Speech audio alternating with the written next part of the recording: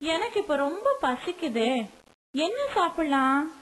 ஆ, அம்மா சுட சுட தோசை சுடுறாங்க, சாப்பிடலாமா?